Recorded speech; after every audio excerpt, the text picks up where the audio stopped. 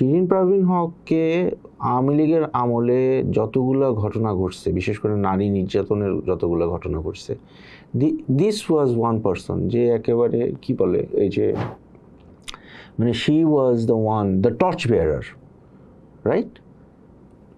ইউনূস সাহেব কী করতেছিল তখন? ইউনূস সাহেব, ওনাকে এই প্রশ্নটা আমি করছি, আমরা কয়েকদিন পরে ইনফ্যাক্ট একটা ইন্টারভিউতে এটা ব্রডকাস্টও হবে। ইউনূস সাহেবকে আমি জিজ্ঞেস করছি, আপনি তো যখন এই যে এতগুলো বছর, রাইট, আপনি তো একবারও বাংলাদেশের মানুষের মানবাধিকার নিয়ে কথা বলেন নেই, একবারও বলেন নেই, শো মি এ রেকর্ড, তাই না? আজকে ইউনূস সাহেবকে নাকি এই যে কোন একটা মোল্লা আমি দেখলাম, এই ইউনূস সাহেব, হ্যাঁ, তার নাকি এখন নাকি সে নাকি ওই আল্লাহ যেরকম খলিফা বানায়, হ্যাঁ, তারে নাকি ওইভাবে খলিফা বানাইছে, ওই প্রসেসে হয়েছে। ইউনূস সাহেব হয়ে গেছে এখন মোল্লাদের হিরো।